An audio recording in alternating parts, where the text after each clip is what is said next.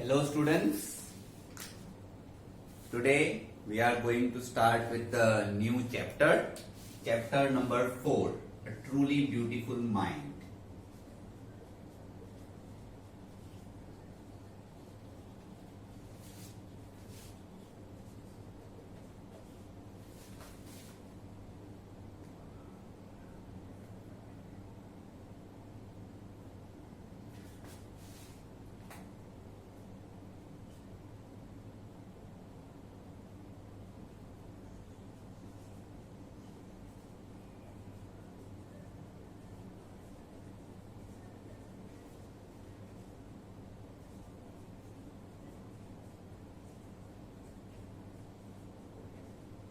This is a short biography on Albert Einstein. Now students, before we start the chapter, I would like to tell you something about Albert Einstein.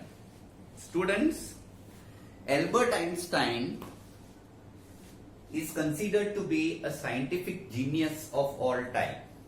And in the present generation, when we talk about Albert Einstein, we cannot think of a person who can be even equal to him, let alone be superior to him. There are many scientists who are considered equal to Albert Einstein, but none of them is considered superior to Albert Einstein. He is one of the few people who has influenced the world in many of his different ways. Students, Albert Einstein की जो main book है उसके बारे में मैं आपको बताना चाहता हूं. The book of Albert Einstein, mainly it is called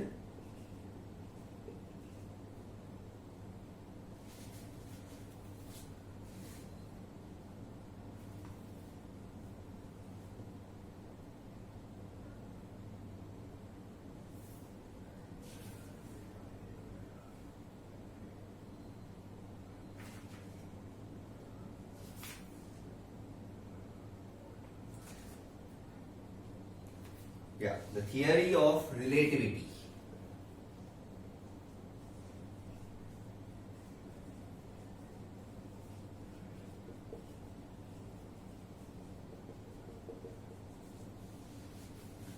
This is called the Theory of Relativity. Students, आपको पता है Theory of Relativity क्या है? Theory of Relativity में एक इक्वेशन है. इसको ध्यान से समझ लीजिएगा स्टूडेंट्स, ये थोड़ा साइंटिफिक है लेकिन I will try to make it easier for you to understand. Albert Einstein ने एक इक्वेशन इन्वेंट किया था E equal to mc square का. ठीक है, E equal to mc square is the relation between time, space and distance. ये time, space और distance का फॉर्मूला है, इन तीनों चीजों को रिलेट करने का फॉर्मूला है. स्टूडेंट्स, जब हम किसी स्टार को देखते हैं, फॉर एग्जाम्पल हम कहते हैं कि भाई alpha centauri is a star which is around 4.9 light years away. 4.9 light years का मतलब क्या स्टूडेंट्स? लाइट ईयर का मतलब होता है speed of light covered in 1 year. ठीक है, अब उस स्टार की जो लाइट है वो हम तक पहुंचने में 4.9 लाइट ईयर्स, मतलब 4.9 ईयर्स में वो लाइट उस स्टार से हमारे यहां तक पहुंचती है. तो ये स्टूडेंट, अगर हम उस स्टार को देखते हैं तो इसका मतलब ये है कि हम उस स्टार का प्रेजेंट स्टेट नहीं देख रहे हैं, 4.9 ईयर्स पहले का स्टेट देख रहे हैं. ये डिस्कवरी बताई है आइंस्टाइन ने. थोड़ा ये समझना कभी कभी कंफ्यूजिंग होता है, लेकिन ये डिस्कवरी बहुत इंपॉर्टेंट है. जैसे कि सनलाइट है, sunlight takes 8 minutes to reach the earth. तो इसका मतलब क्या हुआ कि अगर सन पे कुछ भी इवेंट होता है तो 8 मिनट्स के बाद हमको वो इवेंट अर्थ से दिखाई देगा, क्योंकि सनलाइट को अर्थ तक पहुंचने में 8 मिनट्स लगते हैं. एक दूसरा स्टार है students, I don't exactly remember the name, but it is said that it is 700 light years away from Earth. 700 light years. मतलब आप समझते हो, पृथ्वीराज चौहान का टाइम। तो जब हम उस स्टार को देखते हैं तो we are looking at the period of time which is 700 years back. और कई सारे ऐसे स्टार्स हैं जिनकी लाइट हम तक आने में शायद अर्थ के फॉर्मेशन से भी पहले वो स्टार से लाइट निकली हो। So when we are looking at the stars, we are looking at the history of time. हम सोचते हैं कि बस हम तो सिर्फ ट्विंकल ट्विंकल लिटिल स्टार देखते हैं, but according to Einstein, when you are looking at the stars, you are looking at history of time. Because the stars, ये नासा वाले इतना स्टार्स में इंटरेस्ट क्यों लेते हैं? हबल स्पेस टेलीस्कोप्स लगाए हैं वो स्टार्स को देखने के लिए, किस तरह से स्टार बनते हैं, क्योंकि उनको पता चलता है कि ये स्टार्स इतने दूर है, तो ये उसी टाइम की तस्वीर हमको दिखाते हैं जिस टाइम पे शायद हमारा सोलर सिस्टम बना हो।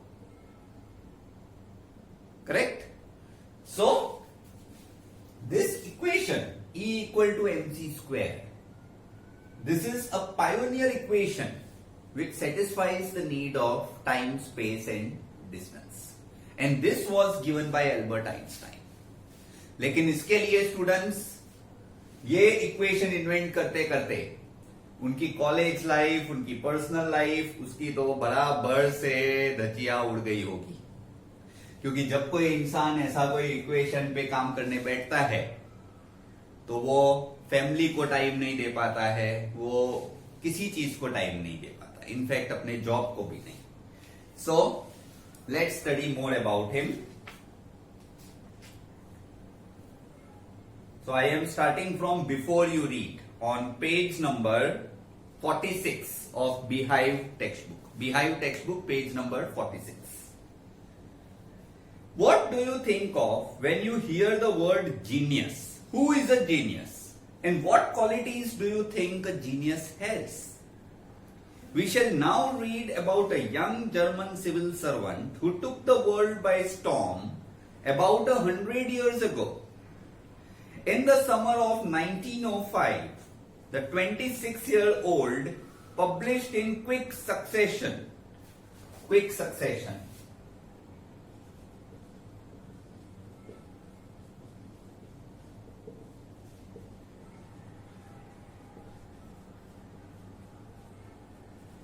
Quick succession means frequently. And he was only 26 years old at that time, students. So he was a real genius. 4 groundbreaking papers. Groundbreaking papers means important discoveries.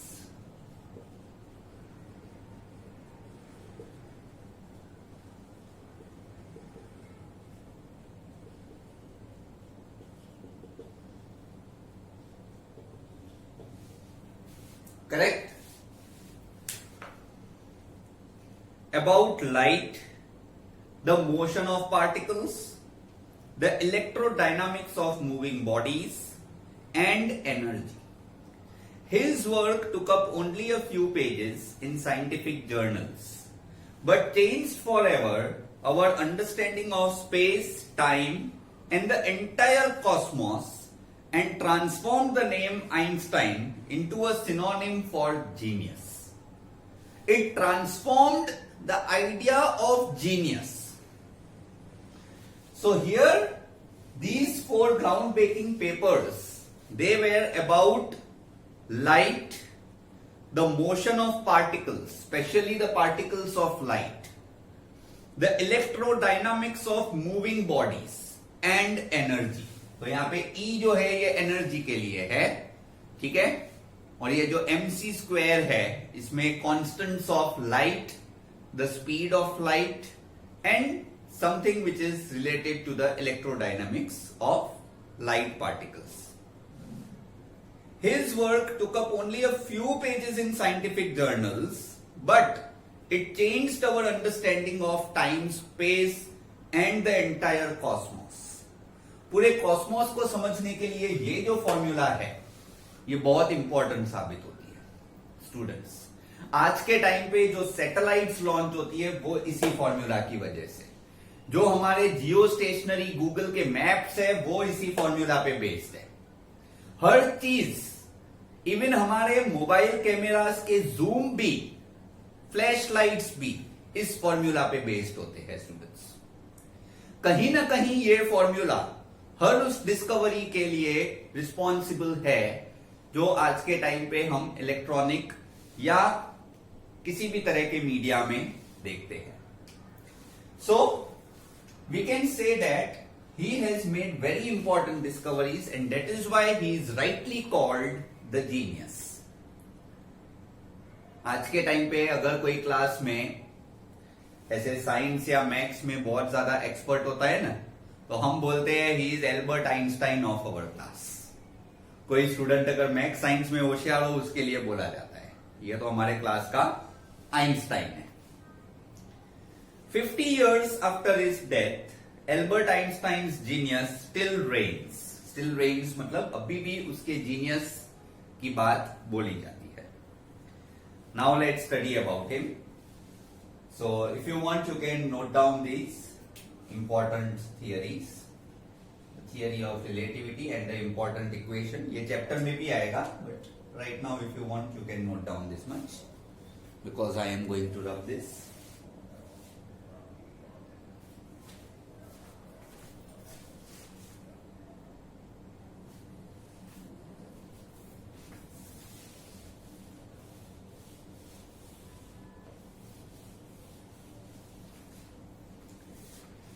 So, Albert Einstein was born on 14th March 1879 in the German city of Ulm without any indication that he was destined for greatness. So students, इसका कोई miraculous birth नहीं था. It was a simple birth of a child. And all great men are born in this way. You can take many examples of great men. They have all been born in similar circumstances. Poor families, middle class families, normal householders, children, and then they grow up to be geniuses. On the contrary, his mother thought Albert was a freak. Freak किसको बोलते हैं? Freak means unusual. और little डम fellow. Students, जब Albert Einstein born हुए थे उसकी mother मानती थी कि मेरा बच्चा फ्रीक है, डम्ब है, दूसरों से पीछे है, because he was actually dumb. इसके बारे में स्टूडेंट्स ये फिल्म आई थी आमिर खान की तारे जमीन पर। तारे जमीन पर बेबी उन्होंने बताया था कि बहुत सारे ऐसे बच्चे होते हैं जिनको हैंडराइटिंग का प्रॉब्लम होता है, डिसलेक्सिया होता है। तो एल्बर्ट आइंस्टाइन उनमें से एक थे जिनको थोड़ा डिसलेक्सिया का प्रॉब्लम था। वो वर्ड्स को ऑफन कंफ्यूज्ड तरीके से देखते थे, लेकिन माइंड बहुत जीनियस था। To her his head seemed much too large. Head seemed much too large मतलब एल्बर्ट आइंस्टाइन जब बॉर्न हुए थे तो उसकी मदर बोलती थी कि ये बड़ा मत्था है। बड़ा मत्था मतलब ज्यादा सोचने वाला दिमाग। खोया रहता था एल्बर्ट किसी न किसी चीज में। He used to think too much. He used to visualise. जैसे वो तारे जमीन पर में वो जैसे हीरो है दर्शिल सफारी, वो बच्चा है, वो जैसे डम्ब है, लेकिन उसका एक अलग ही नजरिया है दुनिया को देखने का। ये जीनियस लोगों का ऐसा होता है। They are mentally away from the world. Physically they are present but mentally they are a bit away from the world. At the age of 2.5 Einstein still wasn't talking. So it was a shock for the mother. 2.5 years का child normally play group में जाने की उम्र होती है और 2.5 years का child play group nursery की बात तो छोड़ो, बोलना भी नहीं सीखा था, मदर टंग भी नहीं। थोड़े वर्ड्स तो आने चाहिए, कुछ भी ना बोले। So it was shocking for the mother. And when he finally did learn to speak, he uttered everything twice. Uttered everything twice मतलब बार बार रिपीटेड मोशन में बोलता था, हर एक चीज दो बार. सपोज जैसे मेरे को बोलना है मे आई ड्रिंक वाटर, आप जैसे पूछते हो स्कूल में टीचर को मे आई ड्रिंक वाटर, तो ये ऐसे may I drink water, this sort of thing. इसमें क्या है, इंसान सामने वाला इंसान हो ना वो बोर हो जाए, और इसीलिए स्कूल मेट्स ने इसका नाम ही रख दिया ब्रदर बोरिंग, क्योंकि इसको किसी चीज में इंटरेस्ट नहीं, पढ़ने में इंटरेस्ट नहीं, खेलने में इंटरेस्ट नहीं, मिस्चिफ में इंटरेस्ट नहीं, स्पोर्ट्स में इंटरेस्ट नहीं, और हर चीज दो बार. भाई खेलने आएगा, तुम लोग जाओ मैं आज में आता. अरे भाई ये क्या तरीका है बोलने का. So you can see he was a boring sort of fellow. अगर आपके बैच में कोई ऐसा स्टूडेंट हो, आपके स्कूल में क्लास में कोई ऐसा स्टूडेंट हो, तो आप भी उससे बात करना पसंद नहीं करोगे, और ऐसे लोगों के बहुत कम फ्रेंड्स होते हैं या शायद होते ही नहीं है.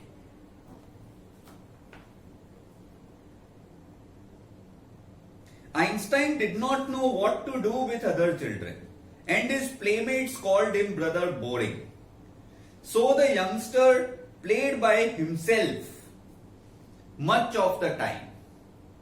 He specially loved mechanical toys, and looking at his newborn sister Maja, he is said to have said, "Fine, but where are her wheels?"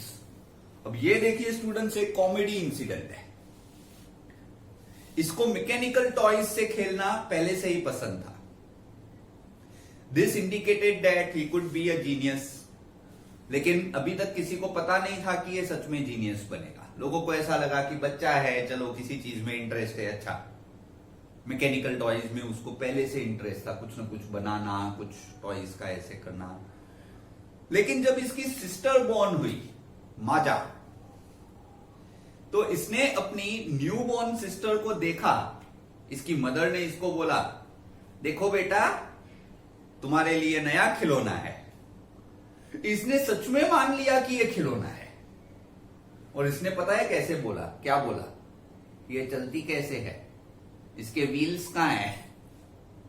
He really imagined the child to be a toy car or something. That how does she run? Where are her wheels? भगवान का शुक्र मानो, सच में उस बच्ची का हाथ घुमा के चाबी नहीं डालनी शुरू कर दी, वरना हो गया था काम खत्म हो जाता बच्ची का. ऐसे इंसान का क्या भरोसा. बच्चे को गाड़ी समझता है, बोलेगा भाई गाड़ी तो चाबी से चलती है, मैं बच्ची को भी चाबी घुमाऊं. So you can imagine the kind of stupidity he had in his mind. उसको कोई भी कुछ भी चीज. और इससे एक और चीज पता चलती है स्टूडेंट्स कि आइंस्टाइन बहुत जल्दी किसी पे भी भरोसा कर लेते थे. आज के टाइम पे हम किसी बच्चे को अगर एकदम छोटा बच्चा दिखा के बोले कि देख बेटा तेरे लिए नया खिलौना है, तो क्या बोलेगा, नहीं खिलौना नहीं है, मेरा भाई है, मेरी बहन है,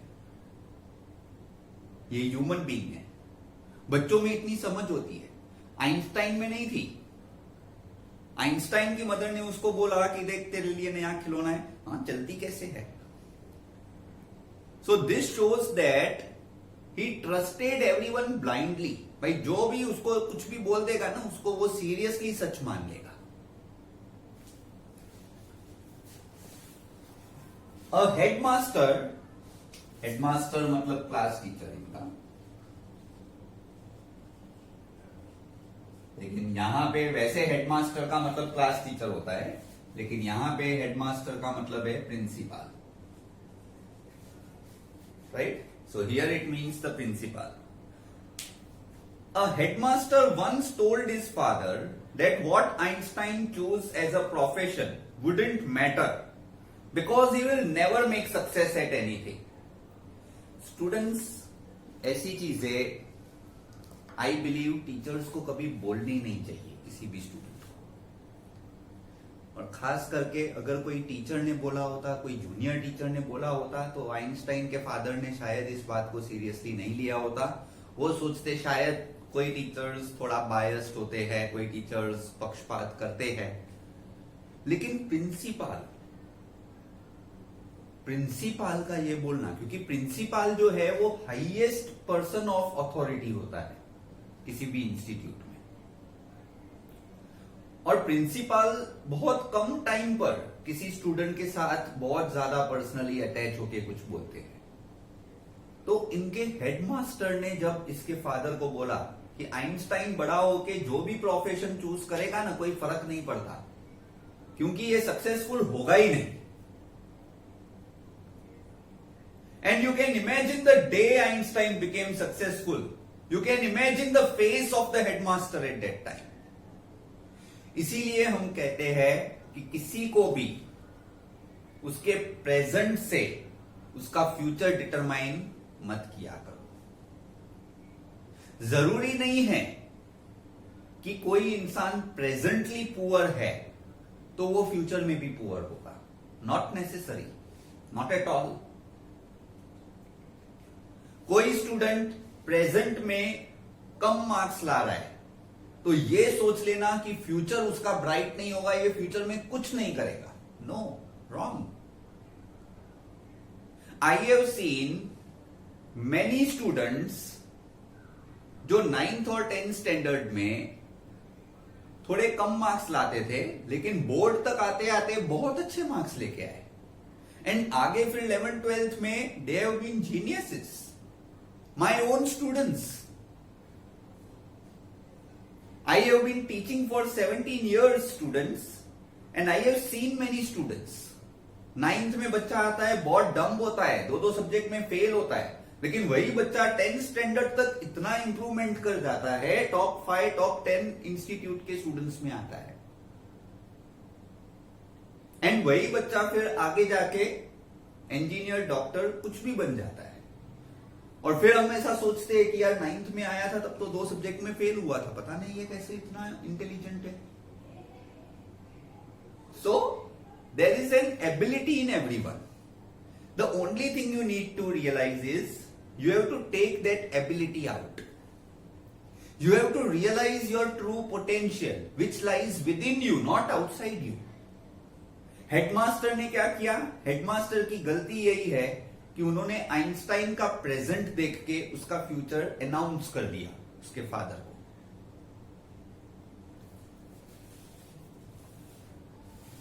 So he said that whatever Einstein choose as a profession wouldn't matter because he will never make a success at anything. Einstein began learning to play the violin at the age of 6 because his mother wanted him to. He later became a gifted amateur violinist. He became a violinist, amateur.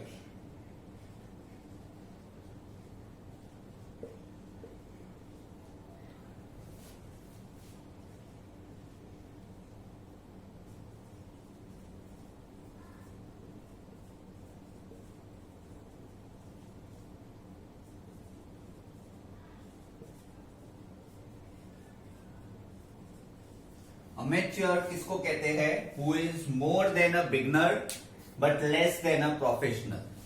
तो Albert Einstein amateur वायोलिनिस्ट थे, मतलब beginner level से थोड़ा ज्यादा आता था उनको violin अच्छे से बजाना, लेकिन एक्सपर्ट लेवल से कम। Maintaining this skill throughout his life. उसकी मदर को चाहिए था कि वो वायोलिन सीखे। स्टूडेंट्स जब बच्चे छोटे होते हैं तो उनके मदर फादर कोई सिलेक्टेड एक्टिविटीज में उनको भेजते हैं। कोई बच्चा क्रिकेट में जाता है, कोई बच्चा फुटबॉल में जाता है, कोई बच्चा टेनिस में जाता है, राइट। हमने उसका केस देखा मारिया शारापोवा का, right. We will study in the latter part of the textbook, उसके बारे में हम पढ़ेंगे, लेकिन आप ये नाम जानते होंगे। उसका केस बहुत वाइडली नोन है, Maria Sharapova. She is a tennis legend, और उसके फादर ने वो ठान लिया था कि मेरी बेटी टेनिस वर्ल्ड में नंबर 1 बनेगी। उसके फादर उसको ट्रेन करते थे। तो यहां पर भी इसकी मदर को चाहिए था कि ये वायोलिनिस्ट बने और उसकी मदर ने उसको वायोलिन सिखाया और उसने वो स्किल को लाइफ टाइम कंटिन्यू रखा. So this was the added qualification to the genius that he was a qualified violinist. But Albert Einstein was not a bad pupil. Pupil means student. He went to high school in Munich, where Einstein's family had moved when he was 15 months old, and he scored good marks in almost every subject. अब students मैं आपको बताऊं तो Munich एक ऐसी जगह थी जो उस टाइम पे जर्मनी में हिटलर का टाइम था और Munich was the place of Hitler's experiments. Students, Hitler को हम बोलते हैं the devil of the century, क्योंकि हिटलर ने जर्मनी में बहुत सारे लोगों का मास किलिंग्स किया था और म्यूनिक में जितने भी जर्मन्स थे, जर्मन बच्चे थे, उनको सिखाया जाता था कि they have to hate other people, people of the Jews, people who were Jews, gypsies, Polish, इन सबको हेट करना सिखाया जाता था. It was a part of schools regimentation. Regimentation मतलब हर एक स्कूल में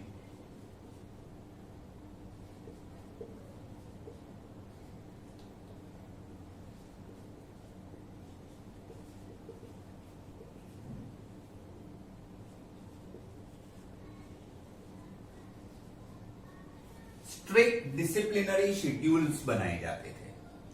हर एक बच्चा मिलिट्री की ट्रेनिंग के लिए बचपन से तैयार किया जाता था. हिटलर को चाहिए था कि हर बच्चा जर्मनी का आगे जाके सोल्जर बने, जो उसी की तरीके से ज्यूस को हेट भी करे और उसी के तरीके से ज्यूस को मारना सीखे. He was preparing a army of small children. He was preparing them for war at the age of 6 or 8 years. He used to brainwash them. आज के टाइम के आप मॉडर्न टेररिस्ट के बारे में भी पढ़ोगे ना, उन्होंने भी इतने लोगों को नहीं मारा होगा जितना हिटलर ने मारा था. And all in the name of mass killings. And Munich जो था सिटी, ये उसके इन सारे एक्सपेरिमेंट्स, ये सारे विशेष का एक सेंटर बन चुका था. एंड आइंस्टाइन जिस तरह का लड़का था ना स्टूडेंट्स, वो इस स्कीम ऑफ थिंग्स में बिल्कुल फिट नहीं बैठता था. आइंस्टाइन उस तरह का लड़का नहीं था जो दूसरों से झगड़ा कर सके. आइंस्टाइन उस तरह का लड़का नहीं था जो इतने स्ट्रिक्ट डिसिप्लिन को फॉलो कर सके. उसका दम घुटता था. उसको जब ये मारपीट वाले लेसन्स दिए जाते थे, उसको जब ये रेसलिंग के लेसन्स दिए जाते थे, वो नहीं कर पाता था. स्टूडेंट्स, ये उस टाइम के लीडर्स नहीं समझते थे. हर एक चाइल्ड स्पेशल होता है, लेकिन उस टाइम के लीडर्स ये चीजें नहीं समझते थे. तो indirectly we can say that Albert Einstein became a victim of school's regimentation. इतना स्ट्रिक्टनेस स्कूल में, इतना वायोलेंट बिहेवियर स्कूल के टीचर्स स्टूडेंट्स को सिखाए, लेकिन ये चीजें सीखने के लिए आइंस्टाइन तैयार नहीं हो रहा था. He hated the school's regimentation and often clashed with his teachers. And at the age of 15 years, Einstein felt so stifled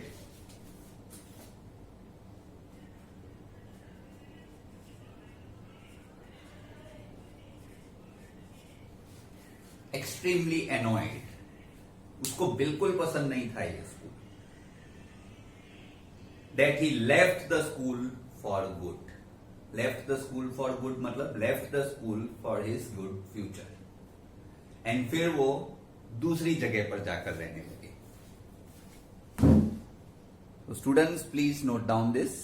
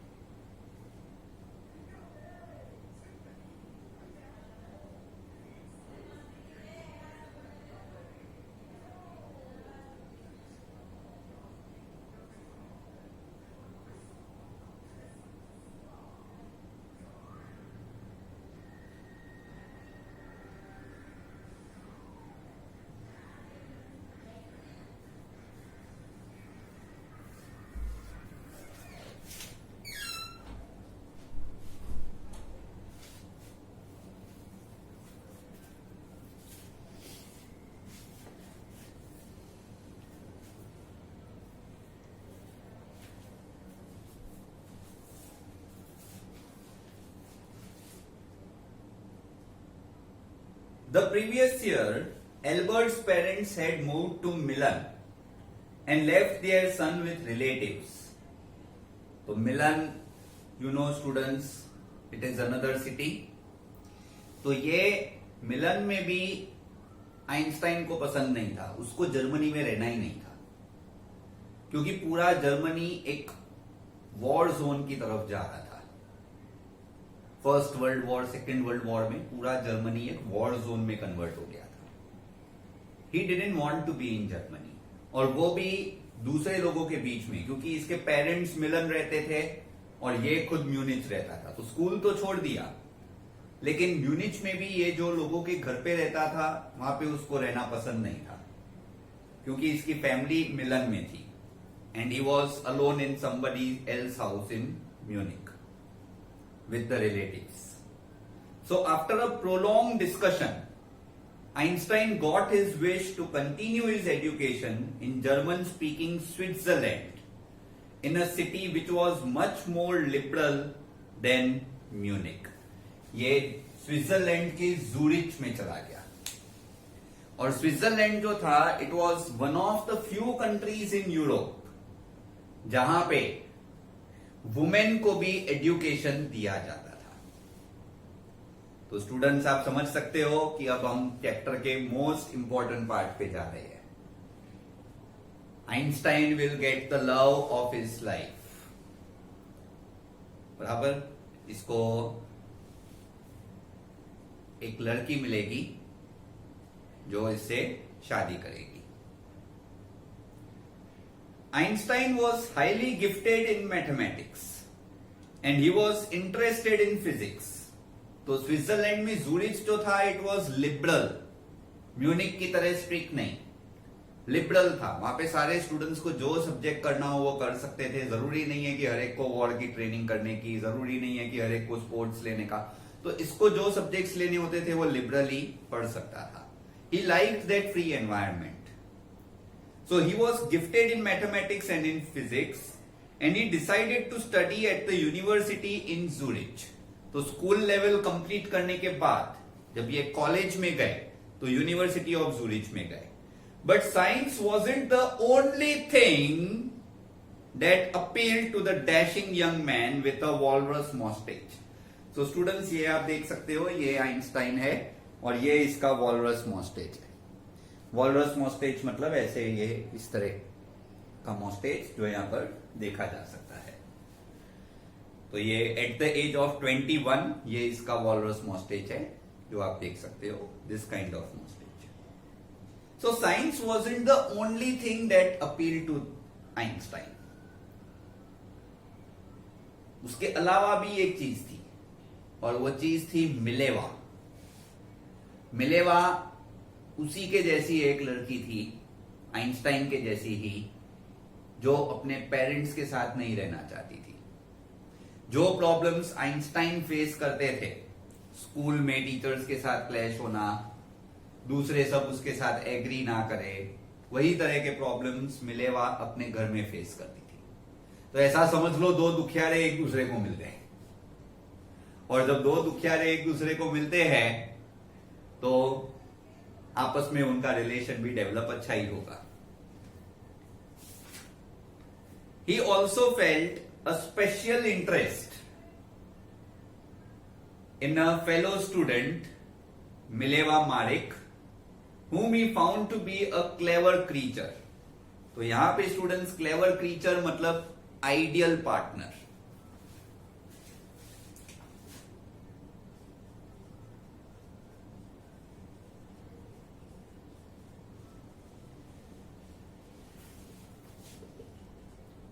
superior companion. ऐसे हस्बैंड्स बोलते हैं ना वाइफ के बारे में, that she is my better half. Better half मतलब she is better than what I am. तो ऐसे ही ये इसको क्लेवर क्रीचर यानी सुपीरियर कंपेनियन मानता था। She was a young Serbian. उस टाइम पे सर्बिया रशिया के अंडर आता था, और रशियंस भी वहां पे वुमेन को एजुकेशन नहीं देना चाहते थे, लेकिन इसको पढ़ाई करनी थी, इसलिए ये स्विट्जरलैंड आई थी। तो इसकी स्टोरी थोड़ी अलग है। ये स्विट्जरलैंड क्यों आई थी? क्योंकि ये पढ़ाई करना चाहती थी. And in Russia there were strict rules about forcing women against education, and she was in favor of education. That is why she had come to Switzerland. This young Serb had come to Switzerland because the university in Zurich was one of the few in Europe where women could get degrees. Einstein saw in her an ally against the Philistines. Ally means a close friend. And Philistines means people who distanced from Einstein. The people who distanced from Einstein, he refers them to as Philistines. And he refers to Mileva as an ally. Ally means a close friend. Those people in his family and at the university with whom he was constantly at odds. At odds means he was constantly disagreeing with the people. The couple fell in love. ये तो होना ही था, बराबर. ऐसा couple जो सिर्फ एक दूसरे के साथ चीजें बांटे, वो तो होना ही था. So the couple fell in love. The letters survive in which they put their affection into words, mixing science with tenderness. अब स्टूडेंट्स आप ये देखिए, एल्बर्ट आइंस्टाइन किस तरह का इंसान है. इसको इतना पता नहीं है how to approach a girl for marriage. Normally students, boys कैसे बोलते हैं गर्ल को? आपने फिल्म्स में देखा होगा. बॉयज गर्ल्स को एक अच्छा सा रोज देते हैं, एक अच्छा कैंडल लाइट डिनर देते हैं, एंड बहुत ही डिसेंसी से पूछते हैं that will you marry me? This is the normal way of proposing a girl for marriage. लेकिन आइंस्टाइन देखिए कैसा बोलता है. आइंस्टाइन लव लेटर देखिए कैसा लिखता है. How happy and proud I shall be when we both have brought our work on relativity to a victorious conclusion. तो according to Einstein marriage is a conclusion. जैसे एक्सपेरिमेंट कंक्लूजन पे खत्म होता है, वैसे उसको चाहिए कि हमारी लव स्टोरी एक सक्सेसफुल कंक्लूजन यानी मैरिज पे खत्म हो. वो अपनी लव स्टोरी को रिलेटिविटी बोलता है.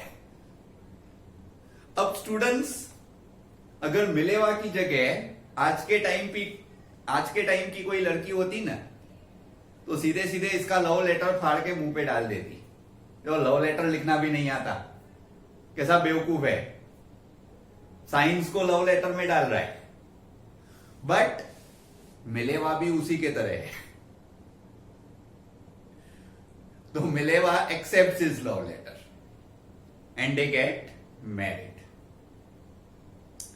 तो आप देख सकते हो कि ये इसने कैसा लेटर लिखा है.